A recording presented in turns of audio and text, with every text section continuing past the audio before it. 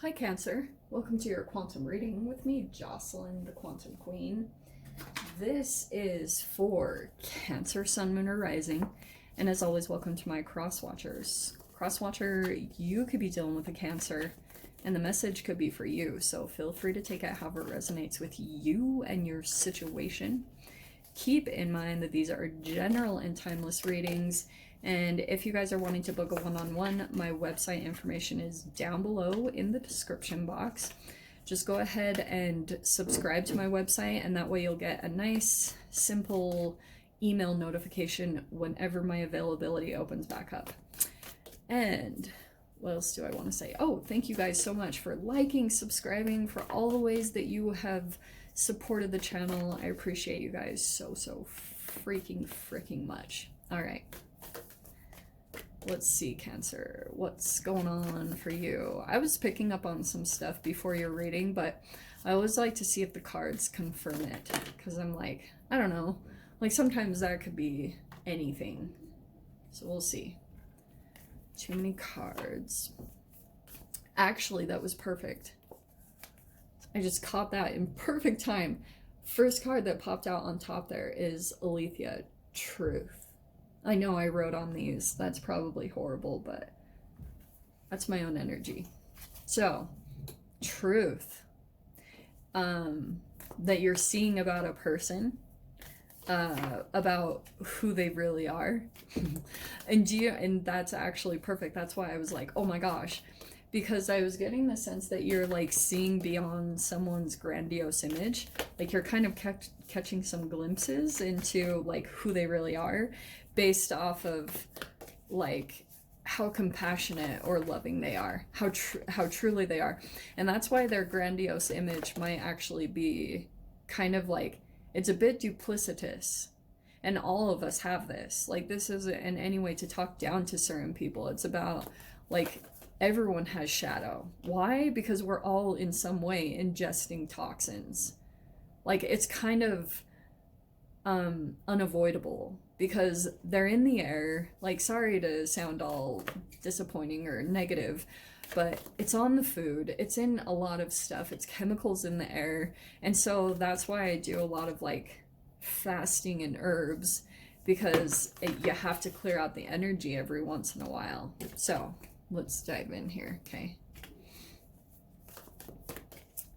So, but this is the truth. It's interesting is the black and the white here. There's something that you're kind of maybe looking at a situation or a person is very black and white, either like positive or negative, and there's so many shades in between that you're not really looking at. There's probably going to be positives and negatives.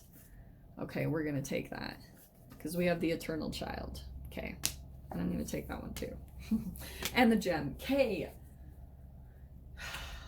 All right. Eternal child. This is really interesting because I think that you're kind of getting a glimpse into someone's wounded inner child. Okay.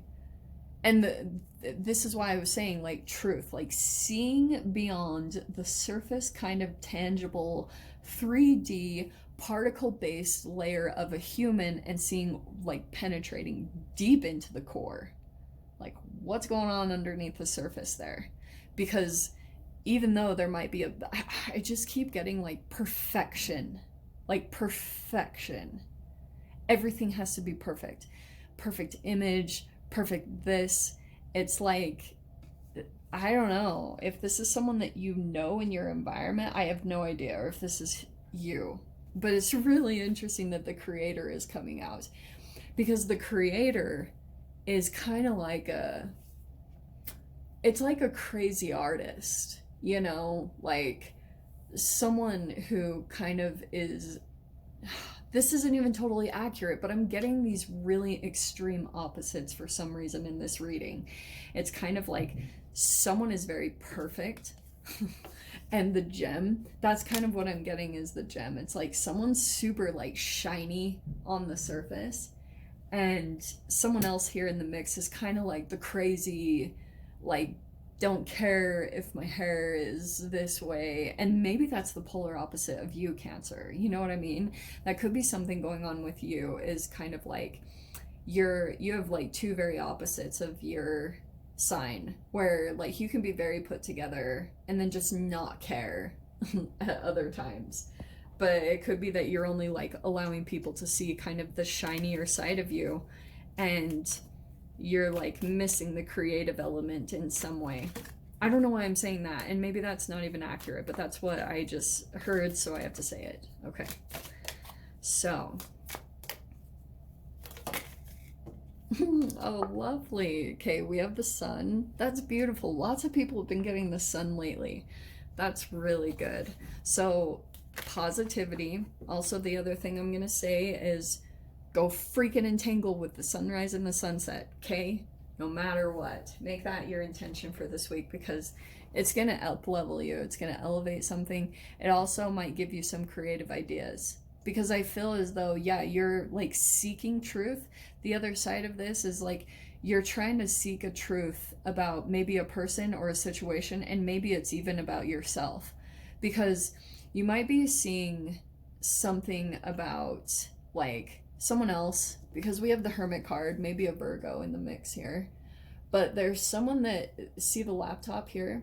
There's someone that you're like, you have a lot of your energy invested in. Like you think about them, you ponder about them, you wonder what they're doing. I feel like you look at them from some type of a distance, and you have a lot of positive thoughts about them, I feel like. And the eternal child, it almost feels like you get to be a child around this person. It's very Peter Panish. Okay, and I don't think that's necessarily a bad thing. It's just kind of someone here that I feel like you stay in your youth with them, or they just remind you of your youth. Yeah, look at the freaking cards. So Page of Swords again is kind of like a keeping tabs. Communication is very small, if any, limited, very mature, not revealing too much.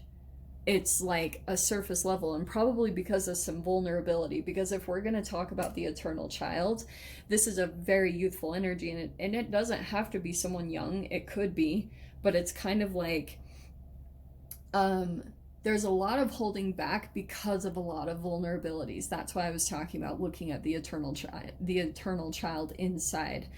That's why I talked about free radicals. Healing the inner child is just alchemizing free radicals in the body. It's really not that complicated. Like, we just say it all like ooey gooey. Oh, the inner child. No, it's just freaking alchemy. And that's what I think is happening between you and another person, as far as like healing yourself internally and trying to come up to a higher vibration, because you have that in the sun card. Like, look at, these are amazing cards with the gem and the creator. It's kind of like there's something about you that you have this shine, like, you know, it's inside of you, but it's kind of like, and someone else got this card, but you're trying to uncover this, or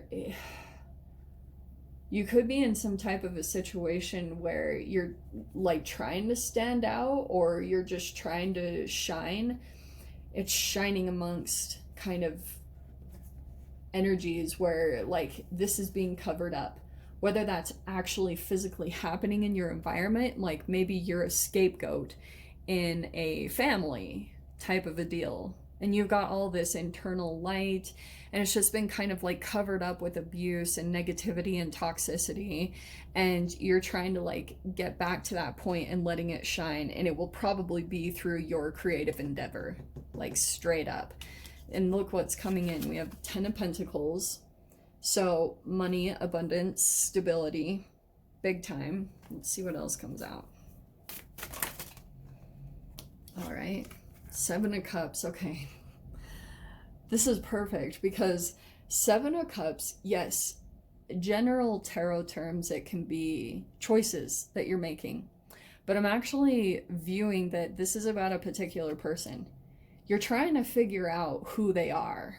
Like, you're trying to figure out, like, are they good? Are they bad? Like, are they toxic? Are they Do they love me? Do they not? Do they even care? It's kind of like you're trying to figure out a a person, and they're multidimensional, and that's why it might be a bit challenging, because you're like catching glimpses of their eternal child, you know, like where you can see into that aspect of them, and then you can see the other side that actually could be kind of mean or like, look at this. It is an in and out situation. Look how perfect this is.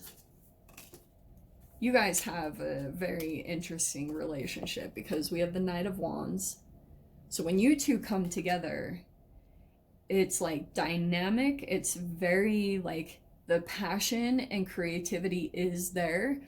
You two laugh together, you have an amazing time, and then it goes away for maybe a long period of time. It's kind of like the sun comes in. Sometimes I do say these are trauma bonds, because the time in between the separation is some type of a reflection of a vulnerability on either side, like, and that could be a rejection and abandonment, like just straight up. But Seven of Wands here, so there's a little bit of defensiveness that almost happens whenever you two come together. And I feel like it's because it almost comes in as kind of like this over glorified, like, we have this long history, because Ten of Pentacles can be like family or long-term stability, and you have some sort of history with a person, and it's kind of like, this is the surface part where you're like, yeah, we have this longevity, and there's a little bit of ego tied to that. And then on the other side, there's the Seven of Cups, where it's kind of like, but really, I don't know what this is. There's a lot of confusion, there's illusion, it's like a lot of dissociation between reality and the fantasy of what you want it to be. So it's like splitting the energy, and it's causing a disconnection in the connection. Disconnection in the connection. Wheel of Fortune, though. So there's a potential here for energies to shift in a different direction. I think it'll be a lot like, you know, I don't try to encourage people to go back to a person, especially if there's a trauma bond, because there's a lot of work and truth. It's a lot of accepting truth about yourself that goes into this. And a lot of the times you have to be alone.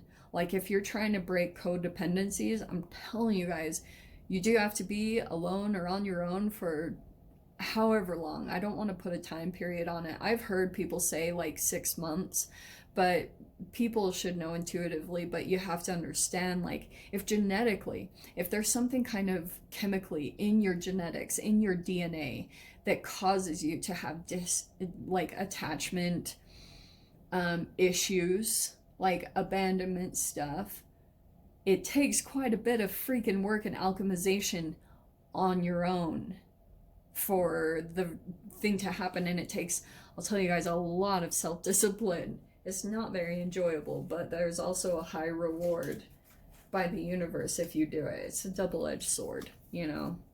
So let's pull your door. Wow, who had this? I feel like it was Libra, maybe? Your door opening through this whole situation is yes. Kiss the ground and touch the sky. Your soul is set now to leap and fly. It's not so much of a, and I said this to the other reading, it's not so much, oh, if you have a question, yes or no. It's more like the energy. There's something this week that you're going to be feeling that joyful leaping in the air, saying yes to. That's what's coming in for you this week. So I'm going to leave it there, Cancer. No extendeds for this week. I promise they will be up and going soon. It's just not the time right now.